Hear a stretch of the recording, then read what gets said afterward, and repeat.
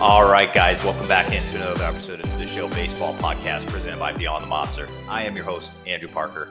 Today's episode, we are diving into the Phillies organization. We have Ryan Degges on, and Degges was a 2024 draft pick by the Phillies, and he is coming off a Pitcher of the Month award for Low-A last month in May. And he's come out firing to start his professional career. So we do dive into how that happens. Like, how did he get off to such a good start in his professional career this early on in his career? Obviously, it was very important to get off to a good start like he is.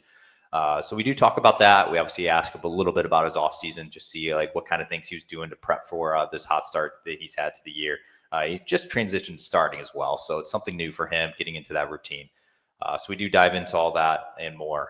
But before I get any further, whether you watch me on YouTube, listen in on Spotify or Apple Podcasts, wherever it is that you're listening to this, please like, subscribe. Making a big push right now on the YouTube. Free to subscribe. Just toss up a subscribe there or a like or a comment, anything. Always appreciate it. But without further ado, let me shoot you on to the interview. Ryan Degges.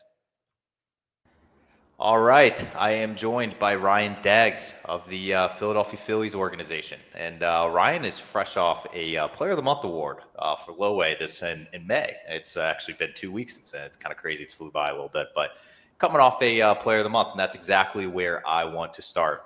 You're fresh into your professional career, and you get named Player of the Month. I guess, how did that feel, just seeing like your name, posted by minor league baseball, and just getting recognition for that so early on in your career?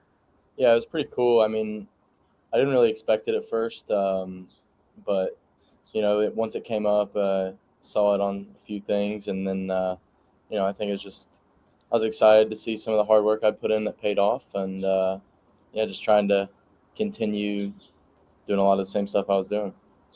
We are coming up on a year from when you were drafted, almost a year ago next month. And, to be in professional baseball and to get off to a hot start like you did, was that important for you to, kind of get off on the right note this early on?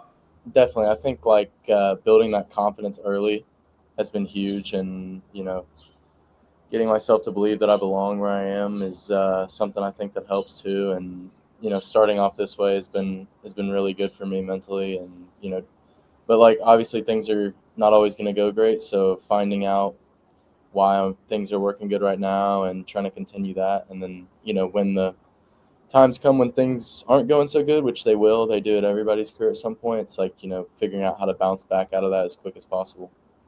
Affiliate ball is way different than college baseball. There's a lot of moving parts, a lot of guys moving up and down between levels, and your 6-game weeks, a road trip could possibly be like 6 games. And so what have you thought so far of the affiliate ball experience, and I guess what has surprised you about it so far? Yeah, it's definitely completely different from college. Every game here, it's your career. So especially for position players, every night really matters. Not that it didn't in college, but every game's just very important. And, to be honest, it's just a grind too of every single day's a game day. You don't really have time you're not getting team practices in like you would in college. And so, you got to work on things, and, sometimes things you're practicing and working on in college, you can work on during practice, but here it's hey, you got to bring that out in the game and go ahead and start trying it out and just trying new things. And that's definitely been the biggest thing I've noticed is just there's not a lot of, off time to just do other things and practice other things. It's you're putting it in the game and, see how it goes. So last season at Charlotte, you didn't start a single game.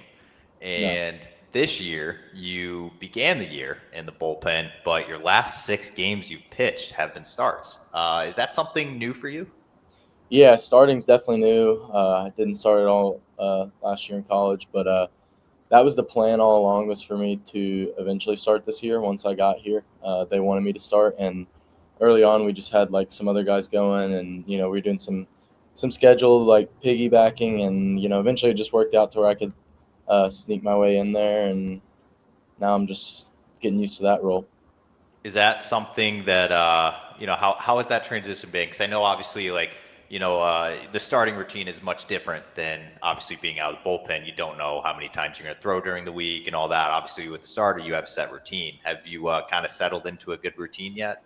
Yeah, definitely settled into a good routine now, and I think as a starter, it's nice knowing the day you're going to throw, and knowing days before, it's like, hey, I just need to make sure I'm feeling good on this day. So that's definitely nice with the starting routine. But then, in the bullpen, like I still think there's something fun of getting to run out of the bullpen and a high leverage situation or just at a random moment and that adrenaline rush and everything. So I mean, there's pros and cons to both, but so far I feel like I've adjusted well to starting and enjoying it. Have you noticed any differences in let's say your stuff or velocity or anything? Because obviously you always hear about the guys that have been starting like all throughout their minor league career. They switch to the bullpen. They're like, wow, like my velocity was up because I didn't have to know that I had to pitch 5 innings. Like, what have you noticed about your stuff? Yeah, I mean it's gone up and down just because the grind of a long season. I think there's moments where I've come out of the bullpen and it's been higher, but there's been moments when you're in your second or third appearance of the week and it's like, hey, like we got to do everything we can to just get by. But I think it goes up and down. Maybe in certain situations for sure you could have a little more stuff out of the bullpen, but for me I think it's pretty similar both ways. Okay. Yeah, I always hear it the other way around, right? Where it's like I said, it's like guys that were starting going to relieving, they're like, oh well, my velocity ticked up because I'm not throwing as many innings today and all that. But it is interesting to hear it from the other way around, obviously. So Yeah. obviously a big adjustment for yourself. But obviously the start to your season, wouldn't be what it was without what you did in the offseason and the work you put in over the offseason. So I am interested in how did you spend it? Like, what did you do? What kind of things were you working on in your first professional offseason? Yeah, a lot of the offseason was just, I'm new to pitching.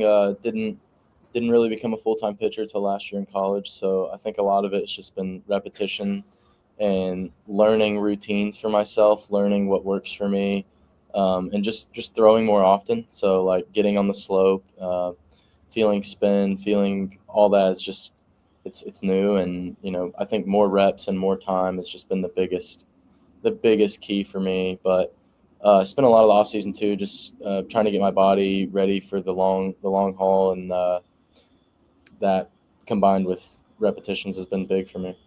What pushed you towards pitching compared to hitting? I felt like I was a decent hitter and a good hitter, but um, I realized I had an arm that could pitch in pro ball, and it was kind of just like a business decision. It was like, do you want to continue hitting and it's fun, or do you want to get your opportunity to go play professional? And so it was kind of an easy pick for me at that point because I knew I wanted to play professional baseball. Do you miss it at least a little bit? Like, do you wish maybe the DH wasn't a thing? No, definitely. I wish we could still get a few ABs here and there. That'd be fun. I used to love watching the pitchers who rake, man. It was incredible. I get it. Like, DH is good for baseball. I totally understand. But, man, watching a pitcher rake was so fun. Yeah, it is. All right. Yeah. So, obviously, you have your first professional off season under the books here. And obviously, you had your first spring training also earlier this year. What was spring training like for you? I guess, what was your experience like? Yeah, it was really fun, and it went by so fast, but so slow at the same time because you're itching. I didn't throw it all in the season after the draft last year. I just did some training at the complex and then went about my off season. So I think spring training was really exciting because it was like my first real taste of like being around the pro environment, and it was just like this lagging, like I was so ready for the season to start, but like every day was just like flying through because we were there for a while. But it was really fun, like getting to be around all the different players in the organization and learning from other people, learning for yourself, like what works for you. And that's just helped me into the season now, like really pick and choose what I want to do and what helps me. No, I know that you just got drafted last year, and I know you guys probably didn't get a whole lot of time or even any around a lot of like the major league side or guys over there. Did you have like any moments though, even with other guys around the system, whether it be AA guys or even AAA guys, maybe even high A guys, that you got to like pick any brains about like just like Philly ball or baseball in general? Definitely. There's plenty of guys here that have been at the highest, like have been in the show, have been in the high levels, and that we were able to, chat with and just learn about what the life's like, and that's been really great too. Like everybody's very humble and like willing to talk to you, especially as a new guy, which has been cool in this organization to see. Yeah, it's always so interesting to me. Like, obviously, it's your first spring training. It's the one time of the year every single player in the organization is all under the same roofs, essentially, and at the same place. And then obviously once you guys all disperse, you probably don't see half of those guys until spring training next year. So Yeah. it's very. I love spring training. I mean, I love obviously when everybody's together and you get to see all the guys at all the different levels and get to pick different brains of different guys. So obviously, as you progress, you'll be closer and closer to the big league guys, which is a experience in itself. Yeah. All right, so I do want to ask you. Obviously, I know Charlotte. Like I know that they've had a basketball team in the NCAA tournament a few times over the Yeah. years. Like I know them. Like they're not a college that I've never heard of. Like some guys on here that I have on here, I'm just like I have actually never heard of your school, but I have heard of Charlotte. Obviously, they have a great program for basketball and I'm assuming baseball as well. Oh, yeah. But you are the very first guy I've had on the show. I've done about 200 of these from Charlotte. And Gotcha. so can you kind of like talk to me about what it was like playing at Charlotte and I guess, everything that went into the experience? Yeah, no, Charlotte was great. I did 2 years of junior college before Charlotte at Columbia State, which is a small school you probably never heard of in In Tennessee. Tennessee. Yeah, south of Nashville. So I did 2 years there, and then got the opportunity and was recruited by Charlotte last year, and that's really where like all of this came about. And credit to the coaching staff there for seeing it. And I went there as a two-way, and I was pretty average on both sides of the ball. Like couldn't, just whatever. But then our head coach Robert Woodard was like, man, like let's see what it's like if you just pitch. And then like stuff really took off there, and I was just really thankful for them and how they treated me and poured into me. And now I've got this opportunity to play, and they're always welcoming back home, and they've got pro guys going out every year getting drafted, so it's just been a great experience. So, I don't, you could fact check me on this. Your baseball reference page, though, it Okay. said you were born in Knoxville, Tennessee. Yes. So did it hurt you at all to not like attend the University of Tennessee? I'm assuming you grew up a massive volunteer fan. So Yeah. did you have to kind of like make some painful decisions? Like, I'm sorry, there's probably my Yep. dream school growing up, just not going to happen. That's exactly how it went. Grew up a huge fan and stuff, and they're great with what they do. But Charlotte was just a better fit for me at the time, and I'm really glad I made that decision. Yeah, I think Knoxville, by the way, just as a town, not even just like the college. I think Knoxville is super underrated. Oh yeah, I've driven through there a few times and it is absolutely beautiful in that area. awesome. One of my Oh, favorite places in the country. yeah. So obviously, you're a Tennessee guy. You went to school obviously in the Carolinas, but your professional career now is taking you down to Florida at the moment, and I guess. I'm assuming you had probably been to Florida before, but has there been some places so far along, like the visiting teams and all that you've been to that have been new for you?